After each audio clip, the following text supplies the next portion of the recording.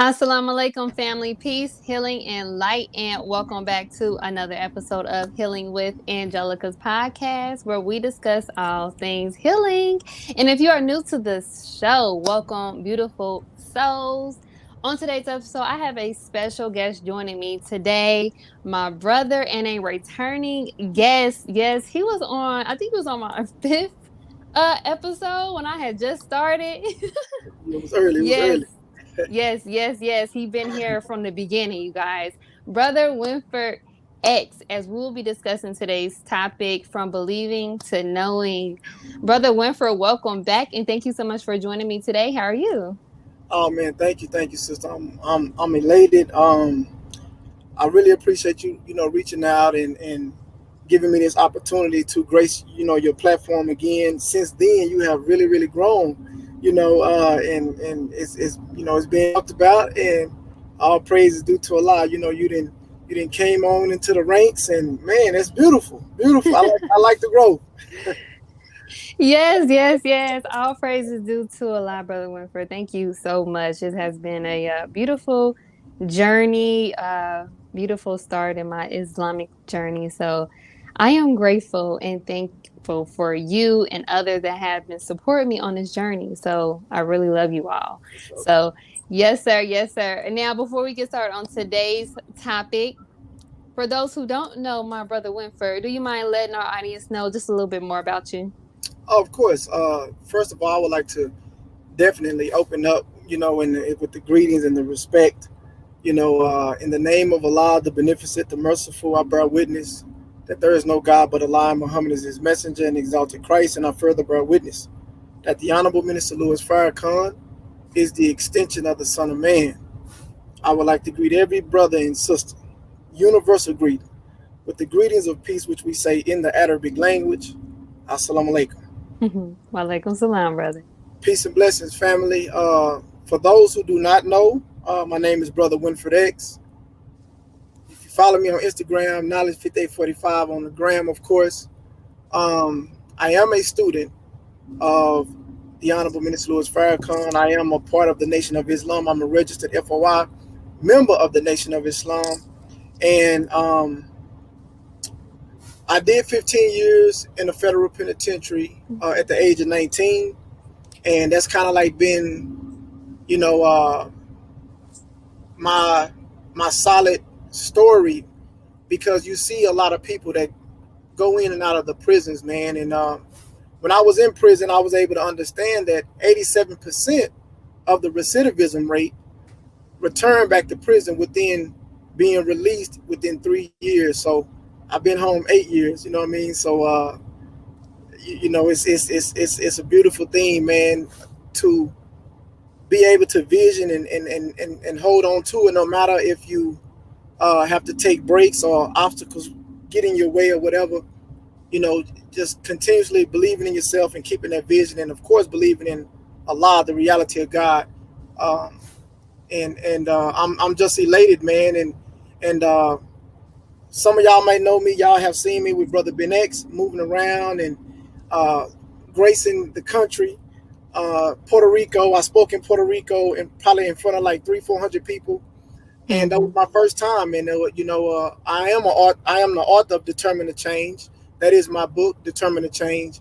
And basically, man, yeah, that's been my story. Coming home from prison, experiencing prison at a very young age, at 19 years old, not getting out until I was 34 years old. I'm 42 years young now, and just to uh, be out post incarceration, it's been some ups and downs. So today is why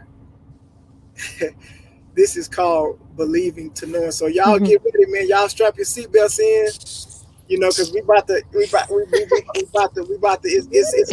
a bumpy ride, man. It's a bumpy ride, but at the same time, we praying and we looking for a smooth landing. Woo! Beautiful introduction, my brother. All praises due to Allah.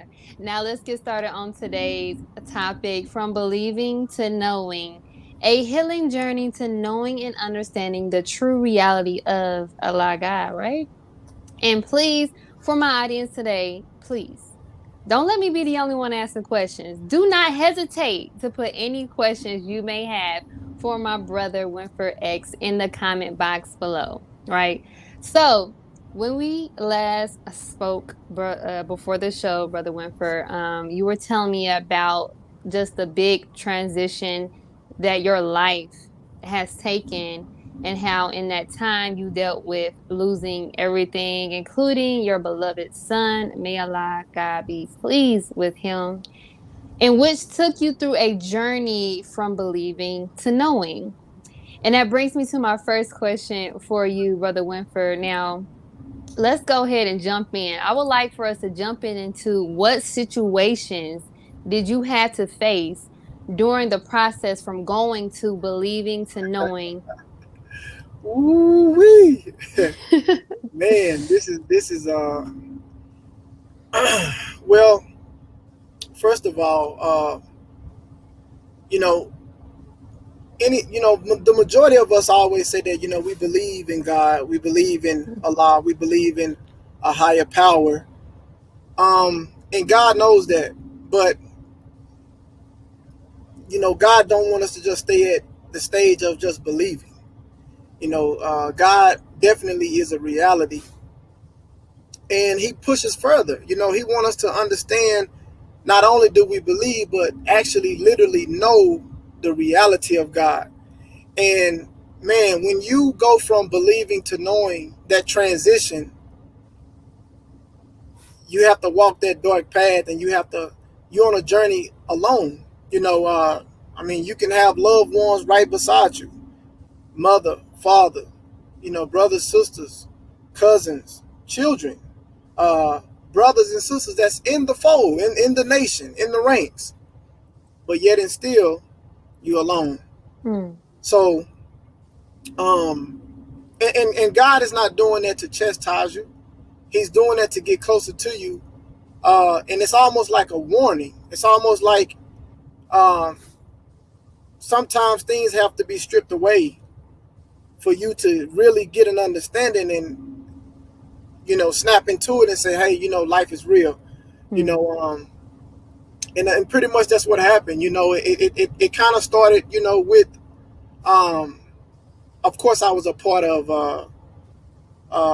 a very successful um, entity of a business, uh, included Brother Ben X, and he was one of the owners, and another guy who was the owner, uh, Brother Jake Taylor Jacobs, good friend, and man, it's like we all started off in an infant stage, coming together during the pandemic.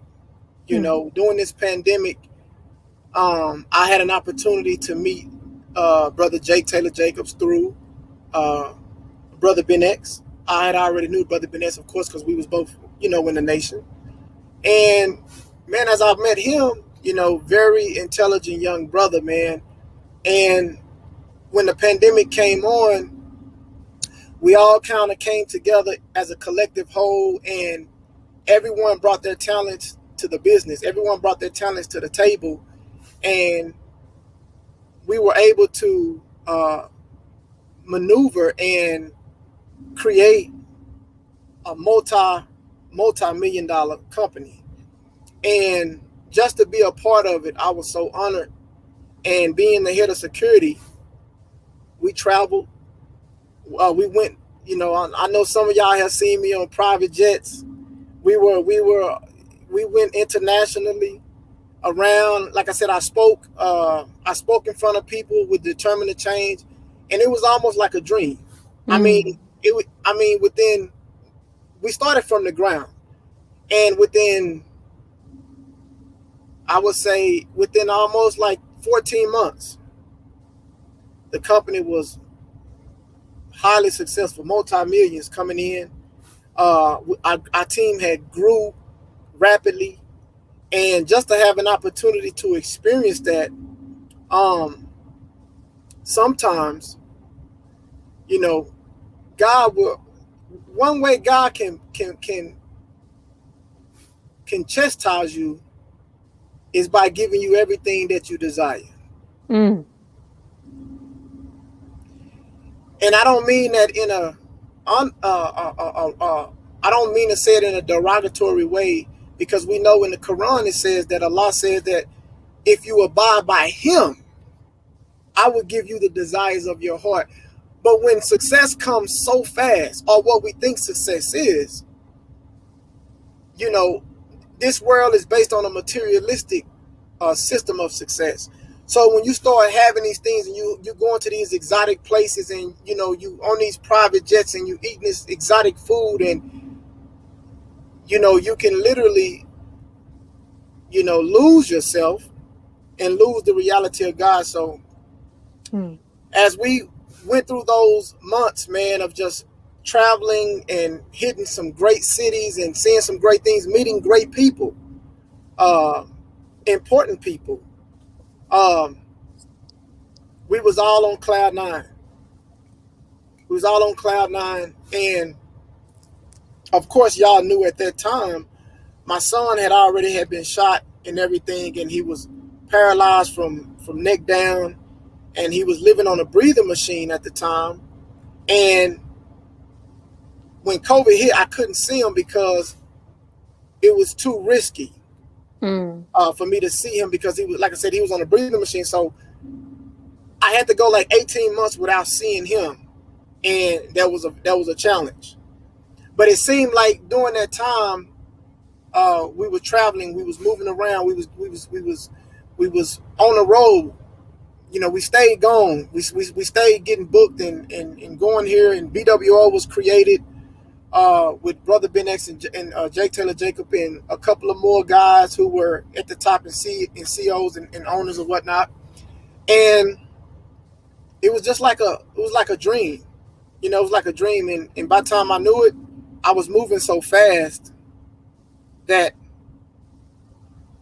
you know, you were still praying. I was still making salats and everything, but it was almost feeling like I was just going through the motion. Mm-hmm. I was just going through the motion because of the lifestyle had changed overnight. Yeah. And I automatically, you know, things started happening internally as far as in the company. And of course, when money is involved, God takes a back burner.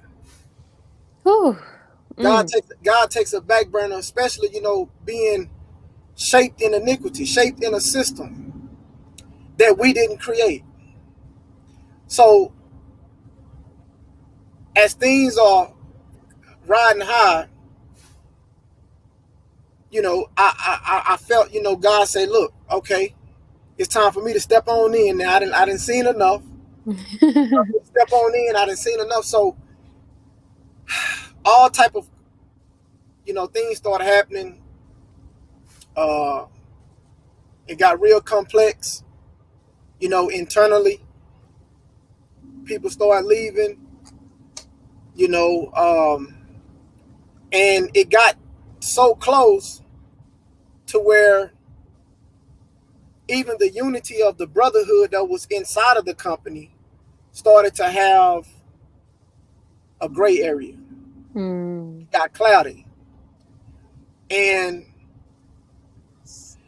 you know, certain things I couldn't speak on due to the respect of the positions that those brothers was in. And it was certain things that I strive to speak on because, of course, my age. These are young brothers. You know, I'm 42 years old now. So at the time I was, you know, 41 years old. So I'm striving to speak to the brothers from that position, from a wisdom type of, I've seen certain things, you know. But like I said, we were all so caught up, man. We were all just caught up and it was going so fast and everything. And it was coming so fast and the business was coming so fast. But I seen it. I seen God step in, and because I've always been a spiritual person, even when I've strayed from the path, one thing that I can say that Allah has always done, He's always allowed me to stay in my right mind. Even when I lost my son, He's allowed me to stay in my right mind. Because I heard the Honorable Mr. Farrakhan say this, sister. He said that the human being is divine. And when I heard him say that, I started looking at every situation, no matter if it was small or big. I started looking at everything in a divine sense, like, what does this mean? And as we started to fall, you know, I tried my best, to my best of ability, to come in and try to correct the gray area between the confusion of the love of the brothers that we have for one another. That, you know, we have been through things nobody knew, and, you know, we've seen each other cry. We've been there for each other, you know, cried on each other's shoulders, cried each other's, pat the back, hugs. We've seen each other vulnerable. And to get to a point to where there was gray areas between us, and now it had us looking at each other sideways with a side eye. And I knew it didn't feel good. You know, I'm gonna be honest. It didn't feel good, man. It didn't feel good, and it just kept getting worse. Whew. Wow. So, it sounds like from the situation that you dealt with in regards to the loss of your son, and also the brotherhood, kind of brought you to a sense of having to take a second look, another way of looking at things, a new perspective. Now, within that time frame of you noticing that things were falling, including, you know, the loss of your son. Yes. What was your, I want to say, immediate response, and how to go about dealing with both situations at the same time, seeing that both of those situations was very significant to you? You know, honestly, I didn't know what to do. You know, if you know, I'm gonna keep it Messiah. I didn't know what to do. You know, before my son passed, when I got the call, I was already going through some heavy things myself. It had got to the point to where I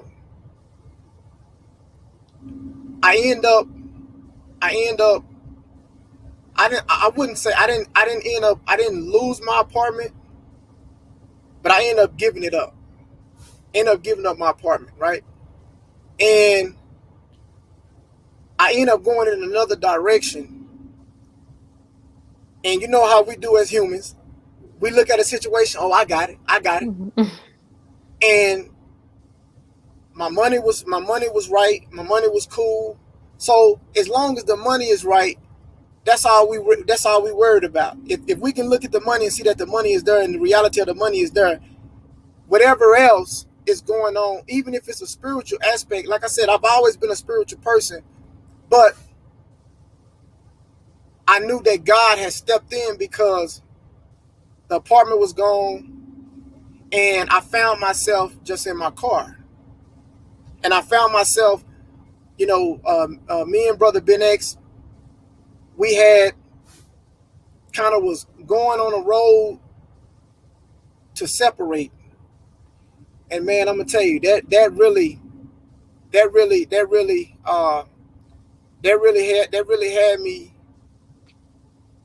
had me confused and like, damn, not me and him. Yeah. You know, not me and him. So again, like I said, when things are happening, God is the ultimate. God chooses God, he has the last word of everything. Allah is the only reality. That's why I always keep that in my head, that God is the only reality, and he's the only reality. So as me and his relationship started to separate, my son was still alive at this time. So, you know, I ended up going my way. Bean ended up going his way. Brother Jake ended up going his way. And everybody kind of just started, everybody went their own way. And I found myself in a situation to where I had to go to my nephew's house, and I was living with him for a little bit. And as I was sitting in my car, I couldn't believe how fast the situation had turned from private jets to money, a nice amount of money coming in every month. And let me say this too. During that time, the money was great, but sometimes we was having so much fun, and I got away from my money is not like they money. They the owners. But we moving in different places, so we all spending money. But I'm spending money, and I'm not considering they got the money to spend like that because they have the money, and I'm spending the money as I'm making it, but I'm spending it as I make it. I wasn't sound enough, mature enough to be storing my bread away or investing in. Or I had a book determined. I had a book, but passive income don't. Passive income is up and down.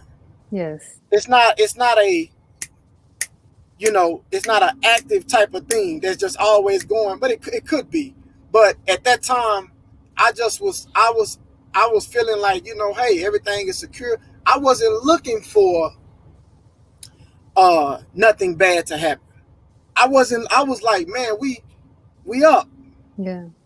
And all I could see was us going up, and even more up. You feel me? And so it's like the carpet was snatched up from under us so quick. And I found myself over my nephews. I found myself, in my car, and me and Brother Ben, we wasn't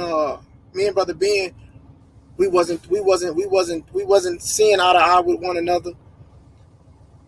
It was never a situation where it was like, F you, or it never went that far. It was just where, he was going through some things, and I was going through some things. Brother Jake everybody was going through some things. Yeah. So Allah is saying, hey, look, I'm finna break all this up. I'm about to step in now. And that's how I was looking at it. So once I looked up and I was by myself in my car, I'm not even in contact with Brother Ben. I reached out to Brother Jake, because me and him, we wasn't in contact either, but I reached out to him, and I went by the office, and I sat down and I talked to him, and we had a man-to-man talk, a real man-to-man talk. And I told him my situation, and all praise is due to Allah.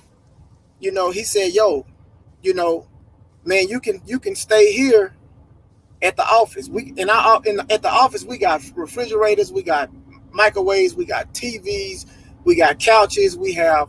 It's almost like it's like a studio. It's like where we can sit. You do work there, professional work. You can go into the studio, create podcasts. You can go in there and relax, lay down. So, out of the grace of his heart, the brother said, "Hey, man, look, you can stay here until you build yourself back up, until you find a place and everything like that." And I was like, I appreciate it. Now, at this time, I'm thinking, oh man, just give me a couple weeks or a month at the most. I'll be back on in no time. Allah said, who said? Allah said, Who said that? Okay. I mean, like, oh, you just gonna bypass me? I'm the creator of it all. Talk about it. I ain't said that. So, with my limited knowledge, I go back to Grant. I had a CDL, so I knew. I said, well, you know what? I got to go back to my bread and butter. I know I can jump in the truck and start off at 75, 80,000 a year. So I already knew, okay, that's what I'm about to do. I'm about to get in the truck. So when I was getting ready to do that, I didn't know that I had 2 moving violations that was against me on my license. I didn't know it. And it stopped me from being able to get in the truck because with nobody hire. And then when I went through that, I was like, okay, Allah, stop playing. I was like, I ain't lie. Like, okay, you got my attention. Like that. Now, come on now, quick. Come on now, this is getting serious now. So hey, you know, I don't. And let me say this: when you get in a situation like that, you embarrassed. But that's what Allah wants. He gotta humiliate you. You have to become humble. He has to embarrass you to show you that, man, you ain't running nothing. Ooh. You're not running anything.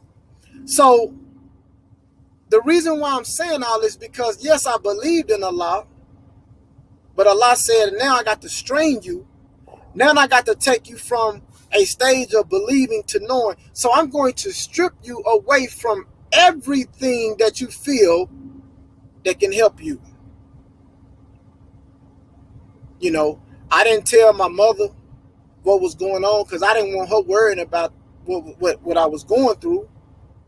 And I still, I still would be at the office, and I talked to Jake, and he was telling me, he said, man, you can get yourself together here. And I would still go live. I never stopped going live. I would be in the office going live, but when I would get off, that's the only time I felt free, because something in me, Allah said, yes, you in the darkness, but continue to bear witness in the darkness. Don't stop bearing witness. Yes. And I was afraid, and I said, because if I stop bearing witness, I know it was going to get super bad. And let me say this. It went from 1 month to 2 months to 3 months. So when I get to the 3rd month, I'm sitting there like, what is going on? I still have my car. My car break down. My car started breaking down. So you know how on Friday when they said when they snatched Red Chain, they said he gonna cry when he get in the car. Hey, man, I'm talking about. Hey, I got in the car. Hey, listen, I got in the car and just started screaming. I was like, Allah, like, come on, like no, like no. So at this time, right when this happened, right when my car started to mess up, it hadn't completely stopped, but when my car started to mess up, I get a call. I get a call from my son's grandmother, and she called me and she told me, she said, how fast can you get to the hospital? She said, because they saying that Lil Winford, which is my son's name, they said Lil Winford, they said they don't know if he have 24 hours. And I was like, man, at this particular time, I felt like Job. I felt like Job. I started reading Job. The spirit of Allah was still in me, but it was getting dim. That light was getting dim. I went to the hospital. I told my dad. I drove out there to the hospital. and I seen my son. And when I went in there, he was dying. He was dying. And the head doctor said, "Are you the father?" And I said, "I am." And his grandmother and his grandfather, out of the love that they have for him, was saying, "We ain't taking him off the plug. We ain't doing this and that." But I'm looking at his condition. He's withering away. My son, this is my baby. 21 years old. And I'm looking at him. Damn. 22. 21 or 22. And I'm looking at him and I'm just saying to myself, damn. 21. Yeah, 21. And I'm looking at him, I'm saying to myself, damn. And I'm like, I knew that this time would come, but I didn't think it was going to come right now. Mm. And so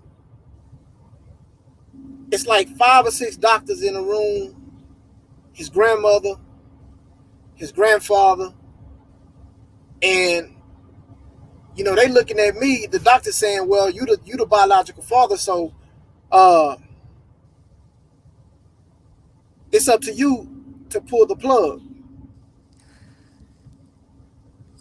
Man, that was the worst decision that I had to come to grips with, because I didn't raise him. I didn't raise him. And so I looked at the doctor and I said, I don't want that responsibility. I'm going to leave that up to his grandmother and his grandfather, because they the one who raised him. And they said, we ain't going to pull the plug. We're not going to pull the plug. And so I asked the doctor, I said, can I speak to them? Can I speak to them alone? And as we started to talk, I told him, I said, he's suffering. You know what I'm saying? He's suffering, man. He's suffering. Mm. And I said, I understand that y'all love him, but you can't be selfish. I'm like, look at him. Look at him. So they looking at me like, his grandmother understood. His grandfather was like, man, what you saying? You just pull the plug? And I said, bro, listen. I said, man, I love him. I said, but look, I mean, he's withering away. Man, them doctors don't know. They don't really know. I said, man, listen, Allah put doctors in position to do their job. So you can't overlook that. Those doctors are in position because Allah have them in position. It's a lot of intelligence that they have to know to do what they do. And I asked him to get out. Could I talk to him alone? So I asked the doctor. I had brought the doctor back in. I had to ask the doctor. I say, now keep in mind, at this time, I'm living in my car. I'm living in the office. Jake didn't allow me to stay in the office. I don't even have a place no more. Me and Brother Ben, we're not even talking.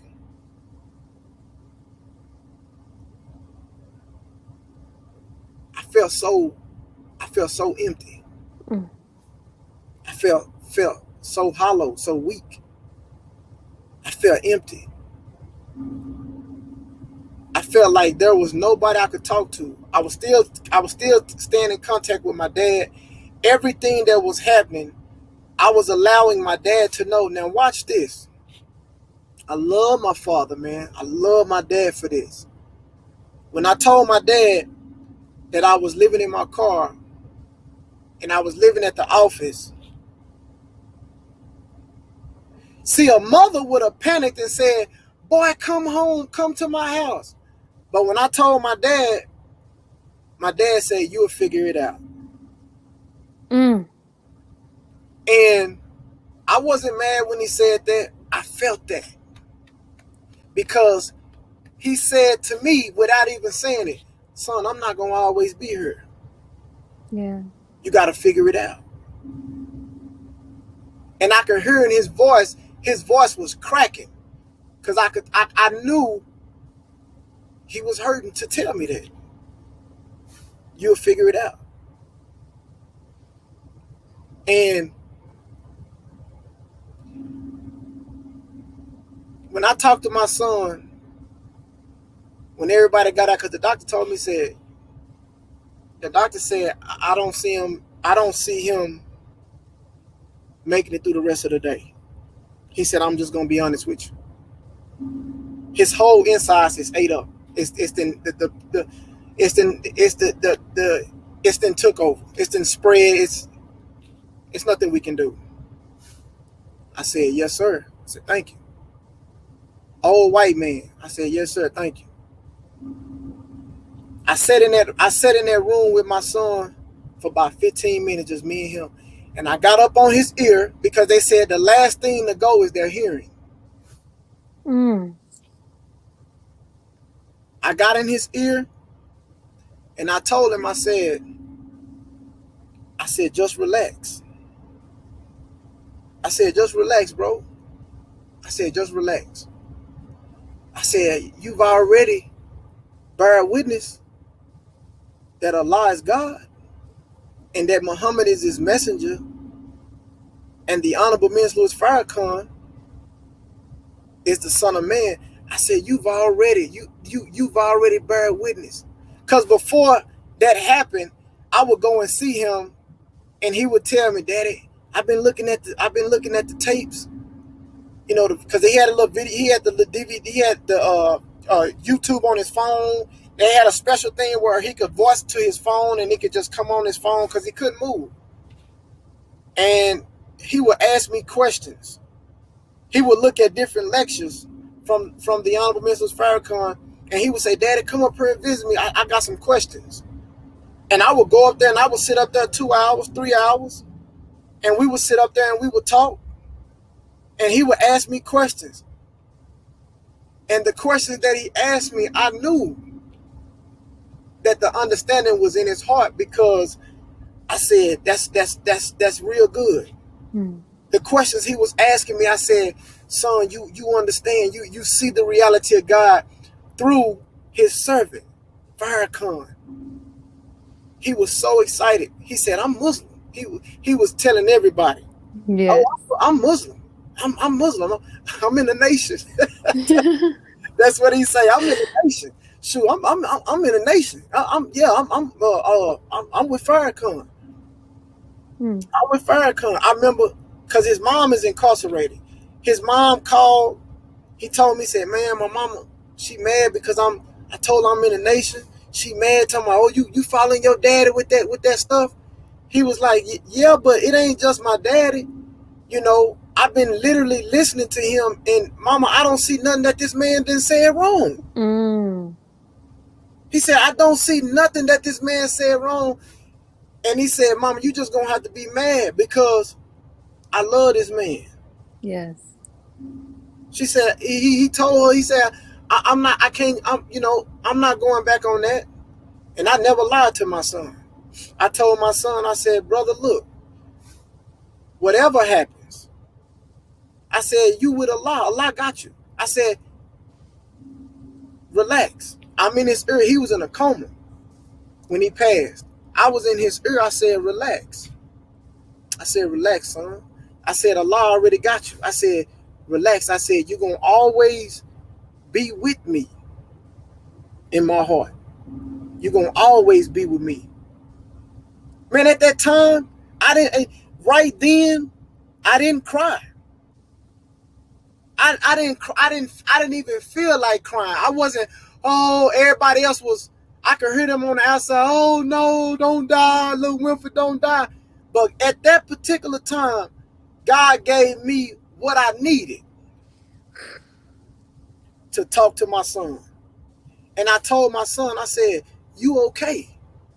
I said, you going, bro, you good. I said, we good. I got it from here. I said, just relax. I said, relax. Don't let it hurt. I said, just relax. I said, God got you. Just relax. And I just kept telling him that I love him. And I told him I got it from here. And as I walked out of that room,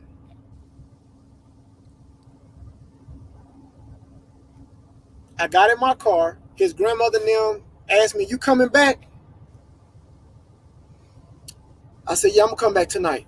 And they said, okay.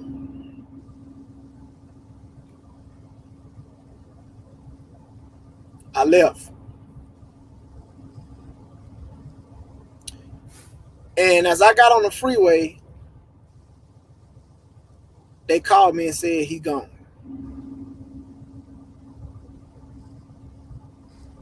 They said he's gone. I cried, but as I was crying, I just was saying, thank you, Allah. Thank you. Thank you. So I know he heard me. I know he heard me. And as I started to look at my reality of the things that was going on with my personal life, I had family members.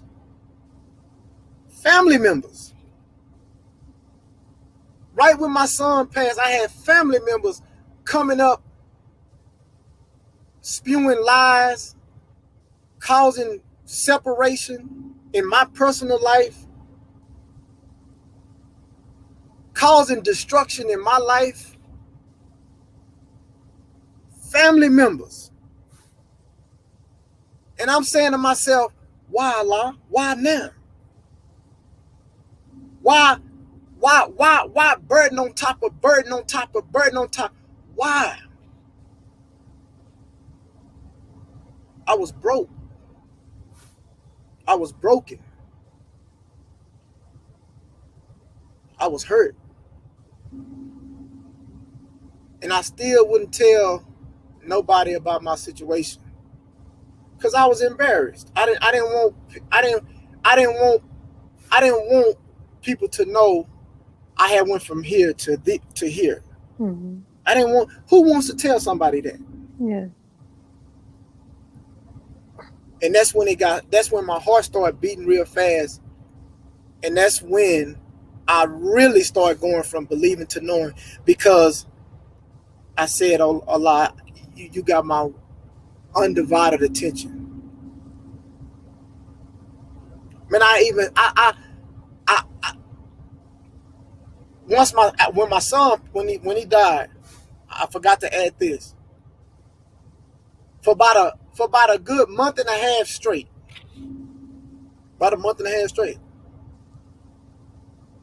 I was drinking heavy. I started drinking. I was getting vanilla Crown every day. And I was drinking. And even when I was drinking,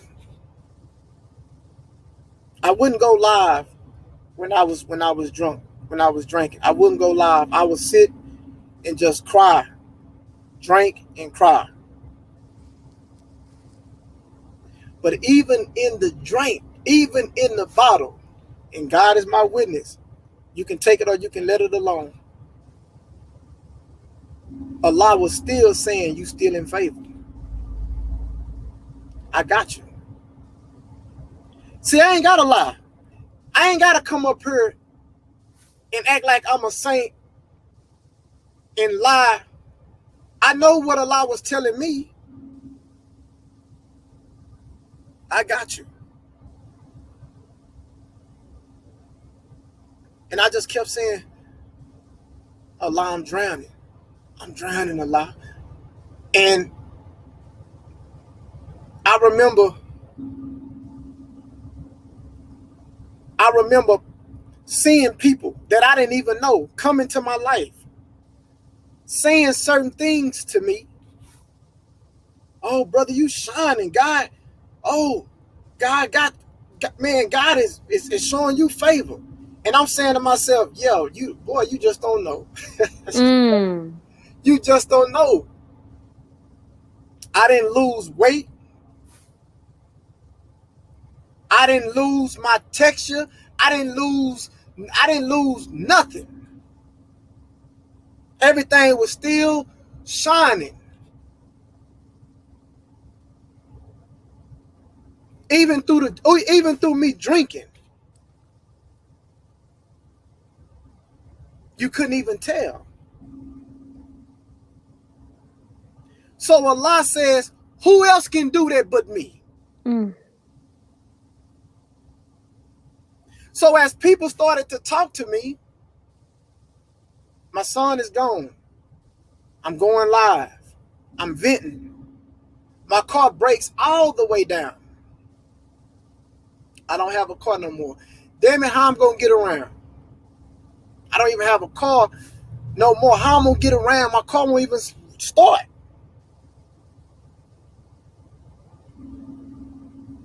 And J. Taylor Jacobs, he came to my aid, and this was his office. This was his company. He would call me and say, you all right now? I said, man, my car didn't went out. I said, my son is gone. I done fell into this drinking. My car didn't stop. I'm like, damn, what else? You know what I'm saying? What? You know, me and Ben we not talking. And I'm like, man, I got family members saying certain things and causing confusion and causing separation and spewing lies, tricks and lies. And I said, damn, I can't fight all this. I can't fight. Allah, I can't fight. Allah said, that's what I'm trying to get you to see. I'm stacking it on you to show you. Only I can remove it. I'm stacking it so you can know who I am. You cannot look at no other human being and tell them to help you get out of this. You have to dig and look from deep within yourself where the reality of the intelligence of God lives. All praise is due to Allah. All praise is due to Allah. And I didn't have a car. But watch this. Where the office was. So I know some people say, well, if you know, how was you taking a shower? Was the showers in the office? No, it wasn't showers in the office. It was a 24-hour fitness gym right across the street. I got a membership at the gym. I was going to work out every day.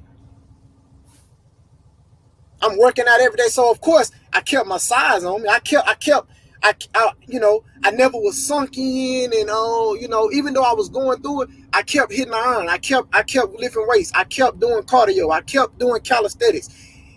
And then I had to go shower to clean myself. So I had to go to the gym anyway. The showers in there was clean, always clean. And the gym was 24 hours so I could go at any time I got ready. I said, man, look at God. It was an Albertsons grocery store right by the gym. I said, man, look at God. I can still get groceries. I can still get food. I can still shower. I can work out. Allah micro my world. He shrunk my world and said, this is what your activity is going to be, just this right here. This is going to be your activity. This is the only thing I'm going to allow you to do, brother, until you say that there is no God but Allah.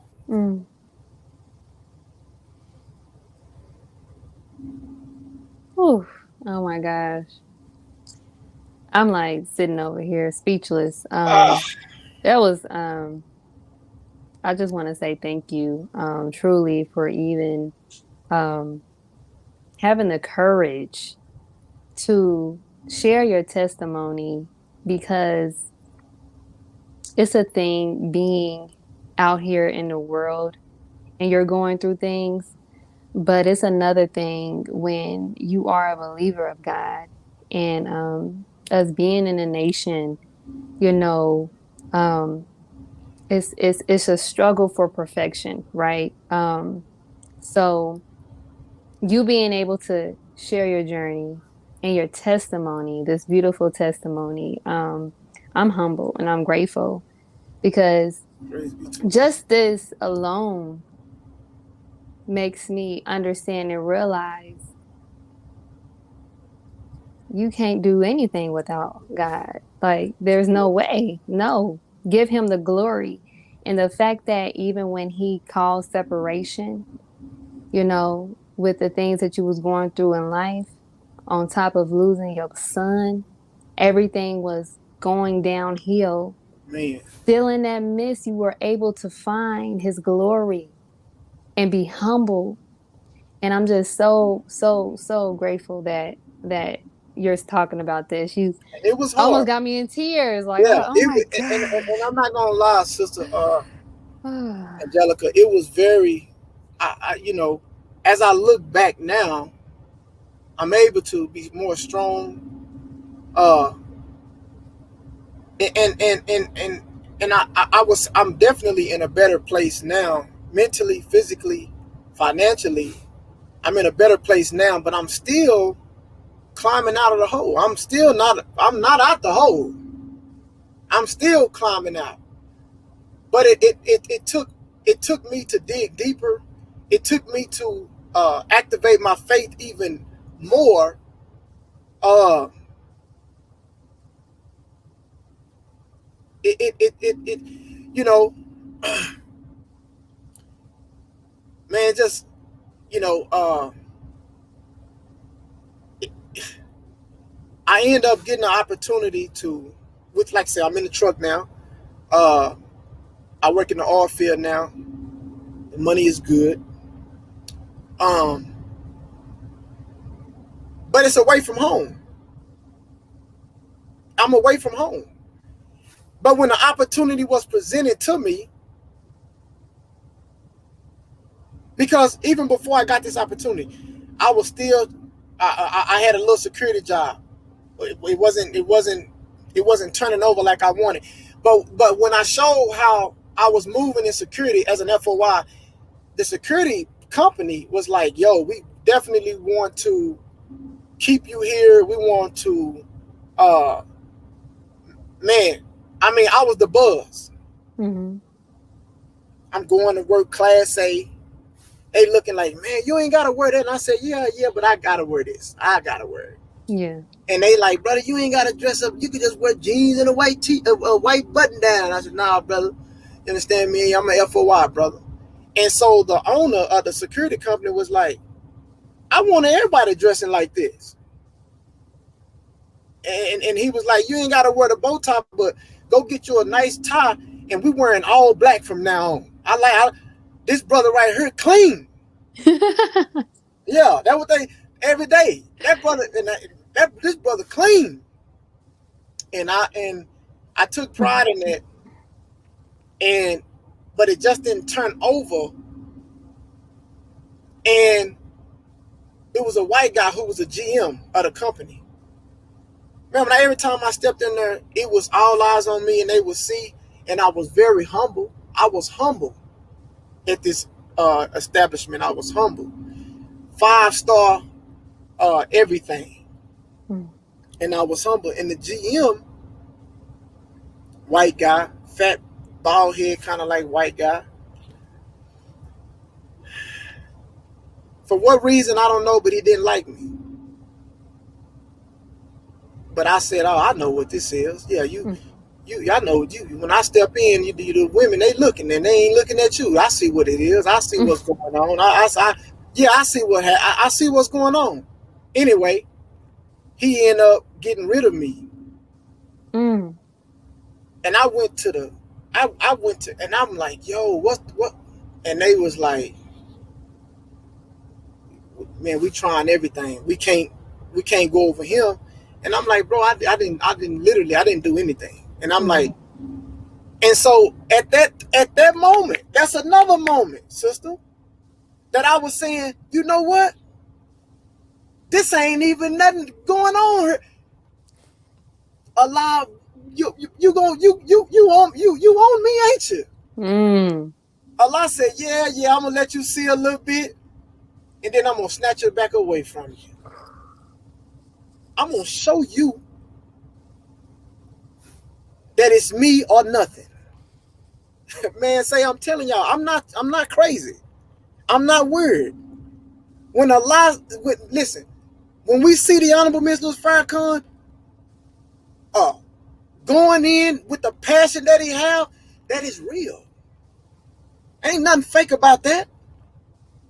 Ain't nothing fake about that. When you see the minister going in and say, listen, follow the things that was revealed to the most honorable Elijah Muhammad, and you would not lose.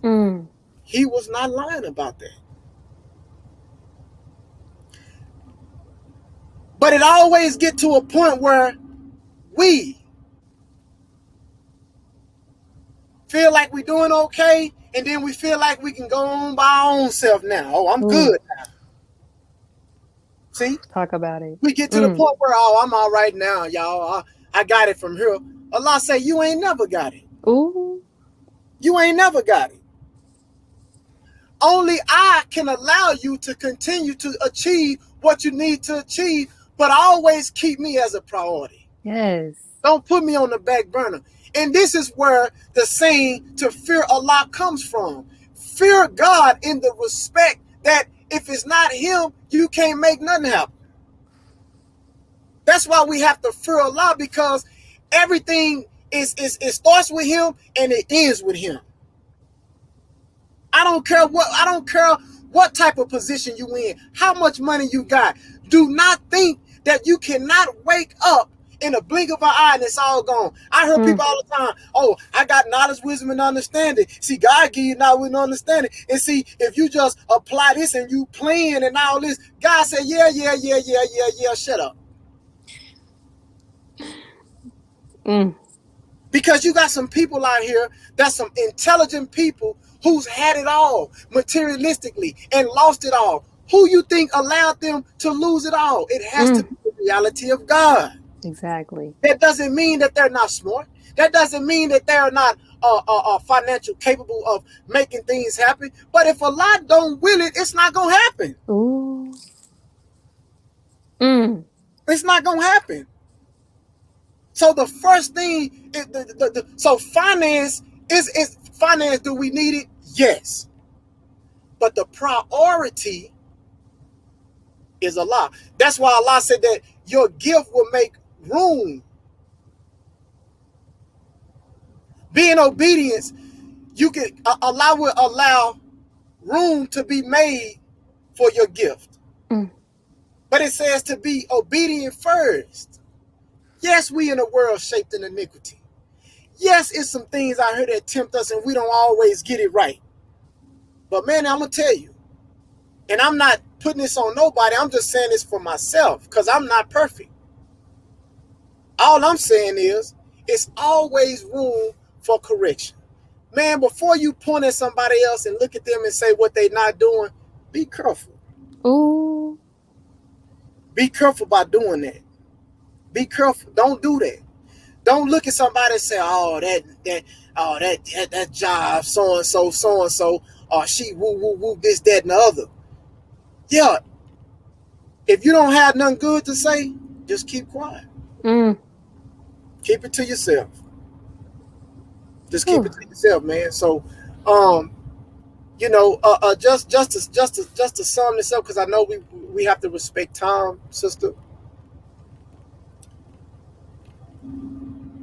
This opportunity came by Jake Taylor Jacobs, and he knew someone, and he said, man, my man's is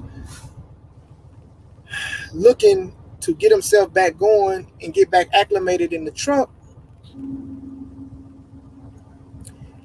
And the opportunity presented itself through him, and I took it. And this was the trial. Man, I said, man, I ain't been in the truck. I ain't been in the truck in about 3 years, man. I need some practice. Dude said, you need some practice? I said, man, I need some practice getting that big old truck, man. He said, hey, man, now I'm in Dallas. He said, hey, I got a trailer that's in Memphis. Go get it.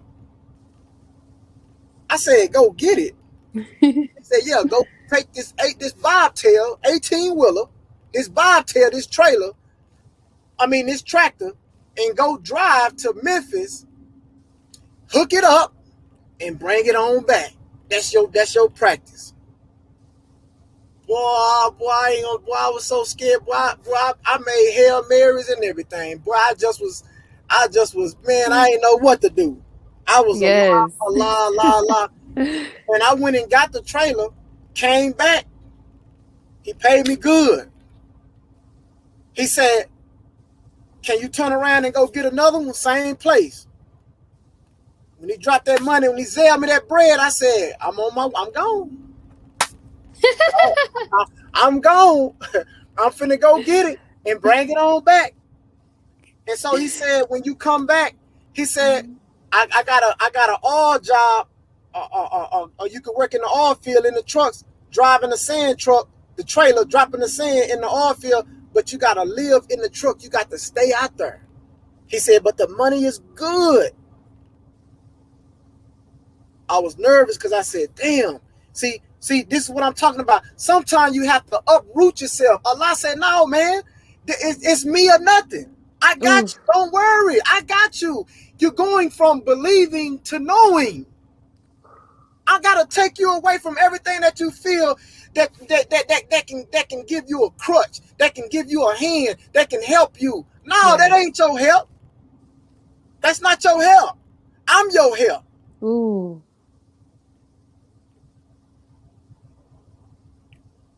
I prayed over it, and I said, I'm gone. That happened 2 months ago. I've been out here for 2 months.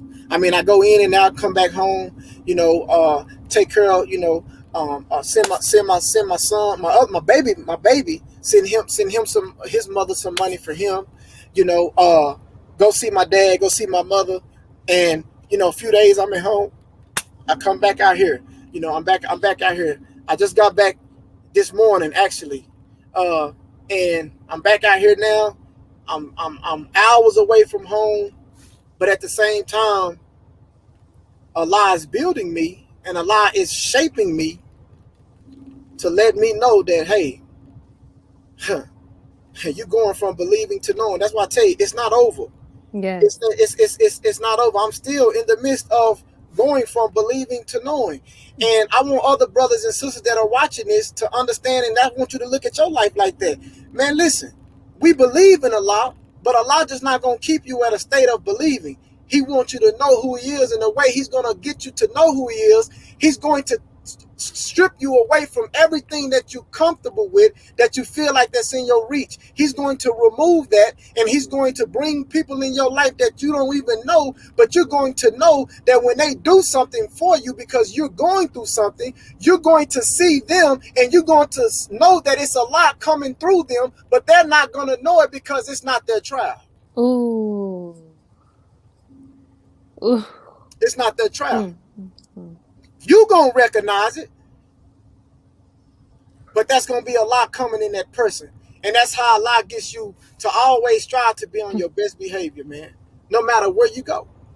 It humbles you. It humbles you. It changes your attitude. So I'm humble, sister. Whew. All praises are due to Allah, Brother Winford. Oh my gosh, this is such a beautiful testimony. Like, I'm just sitting here like want to know more. I let you take the floor today. Like, yes, this was just beautiful. All praises due to Allah.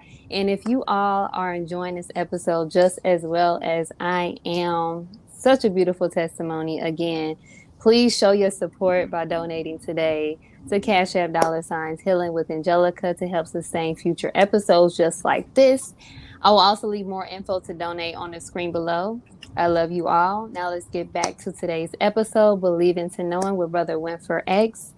So, Brother Winford, I did have one last question here for you. And with most of the questions that I did have for you, you kind of nipped it all in the bud with your whole testimony. I want to thank you for that. Now, I want to know,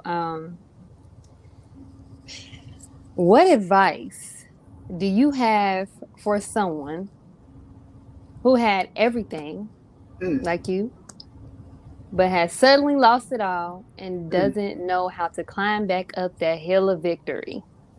Well, let me just say this. For those who say, because I heard people all the time say, I don't read the Bible. I don't read the Quran. Oh, what you got there, man? This is Message to the Black Man. Oh, yeah, I read that before. Yeah, I know I read that. Yeah, yeah, I did that before. I've been there. Oh, what you got there, man? Oh, this self-improvement. Oh, yeah, I seen that before. Years ago. I seen that. But let me tell you something. For those that say that they don't believe in those sources, the book that you read from is really you. You are the book. What we read in the Quran, what we read in the Bible, those are things that are already buried in us. How do you think a Quran was created? How do you think the words got on the page in the Bible? It came through the inspiration from the reality of a human being. It came through the intelligence through a human being to put it on a physical book, but the inspiration came out of the vessel of a human being from the intelligence from God himself. So my advice is, once you find yourself had some nice things and you lose it all, listen, you have to have some type of spirituality. You got to have some spirituality. And I know some people say, oh, I don't believe, I'm not a Muslim, I'm not a Christian, I'm just a spiritual person. Yeah, but what does that mean, though? I mean, are we really understanding what that means? Spirituality. Spirituality is being able to be conscious morally and with morals and principles. Yes. Meaning that, for example, you don't have to tell nobody that they're doing wrong if they take somebody else's life. You're going to feel that. That's something natural that you're going to feel. I wasn't supposed to do that. No, you wasn't. You know, doing wrong to people. No, that's not. You. The universe is you reap what you sow. It balances out. So, my advice to a person is, there's nothing wrong with starting from the basics. Start with the basics. Start with scripture. Start with the Bible. Start with reading the Quran. Start reading the Bible and read those scriptures. Read Proverbs. Proverbs is a book of milk. That's a simple book of wisdom. You read it. It's not so much allegorical with Proverbs. It's more decisive. So when you read it, pretty much what it says on the surface is what it is. You can look at that and you can apply that to your life. And I tell people all the time, go read Job, man. Yes. Go read Job. Job, people say, oh, that was a fake character. No, Job is you, clown. If you go read it, you gonna see some things that you going through right now that Job went through. So, that never happened. Okay, if was okay, go read something, and isn't that happening to you in your life right now? Now what did Job do, and how did he apply what he was going through? Look at what he did. He turned towards God. He kept turning towards God. He kept turning, even if you don't know the reality of God right now.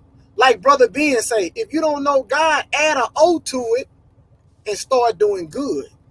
And watch how the favor of the universe, opportunities start knocking on your door, and people that you don't even know start bringing you opportunities that's going to take you out of a condition that you're not really good, that you really not comfortable with, you embarrassed by, and you will see yourself start to move in a place of higher stature, because now you're starting to turn towards good. And by you turning towards that good in yourself, just wanting to do good, there is no way that you can love God and not love yourself. Ooh. There is no way you can do that. So love yourself, man. Love yourself. Start loving yourself first, and then you'll start loving God, because you can't love God and not love yourself. That's not going to work. That ain't going to work. It's not going to work. So my advice is to get in those scriptures. Honestly, get in those scriptures and hear the words of wisdom and a spirituality that you can see the reality of your life and see certain things play out in your life as they play out, man. And the way that those prophets corrected things in their life, men of wisdom, women of wisdom in the scriptures on how they corrected their life. Listen, don't be talking about, I don't read the Bible because I'm not a Christian. I don't read the Quran because I'm not a Muslim. Stop it. Stop. Just stop. Just stop. Please. Just start. Just get to reading. You understand me? Get to reading, because the things that you read, you're really reading about the things that are already buried in you. You're reading about yourself. You're reading about situations that you're going to have to experience in your life at some point in time. So, make it simple, man. Stop making things so complex and just make it simple. Ooh. Alhamdulillah, alhamdulillah.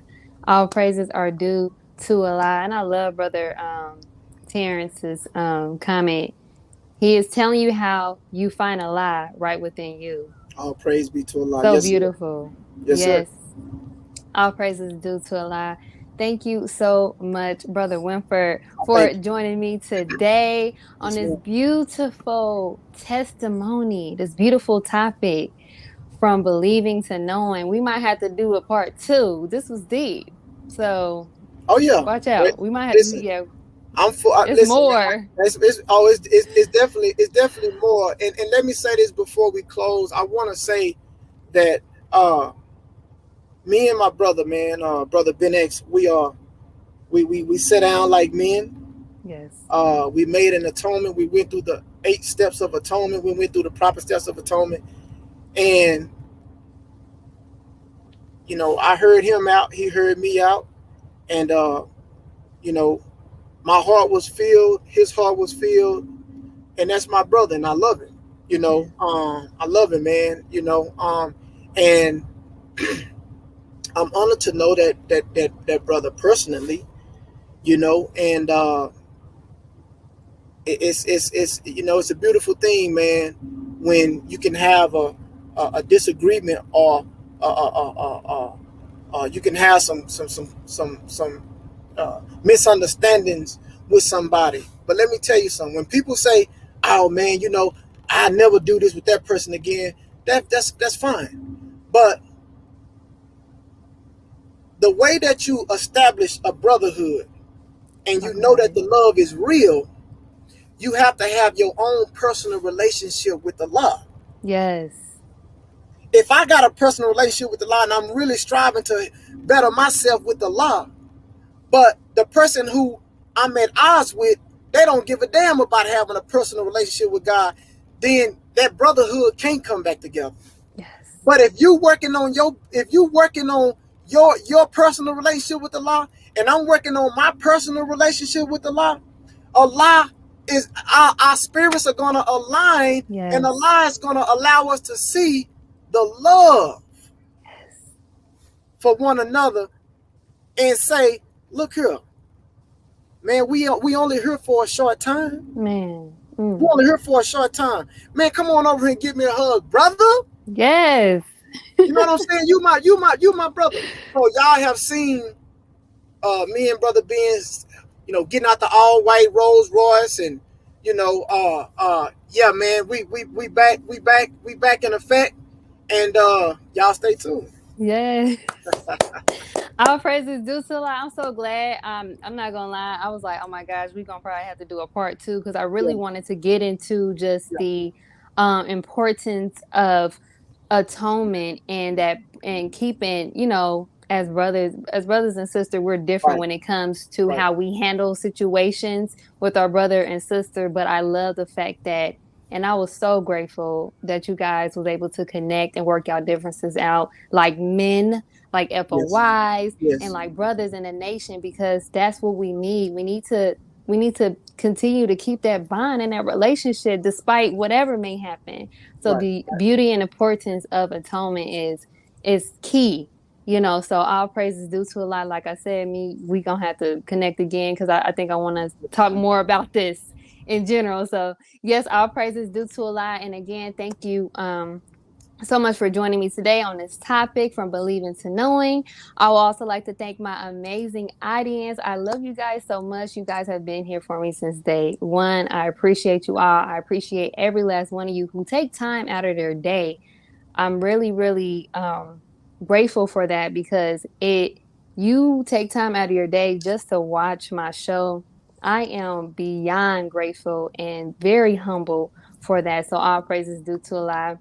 Um, again, my healing tribe, thank you all for joining us today. I pray that this episode was informative, valuable, and healing to you all. Also, be sure to share, like, follow, and subscribe so you don't miss out on any upcoming episodes on any of your favorite podcast station, Closing the Gap Broadcast Network on Facebook and YouTube, and on my YouTube and Facebook, Healing with Angelica Podcast, to help get the message out to those in need of healing. Also, if you are ready to start your healing journey, I am offering a 90-minute consultation call that will include a copy of my ebook, Heal Yourself for Free. More information will be in the description box below.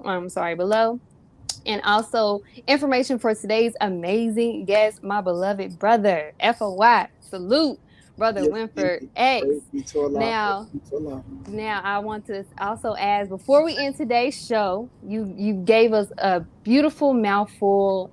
I'm so full right Yes, ma'am. now. So Praise be to Allah. and I will love more, but time.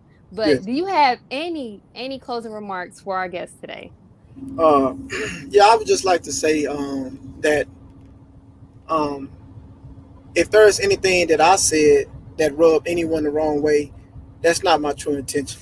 But if there was something that I said of benefit, understand that it came directly from Allah through me. I'm a student of the Honorable Mr. Louis Farrakhan, and you know, I don't do this for entertainment.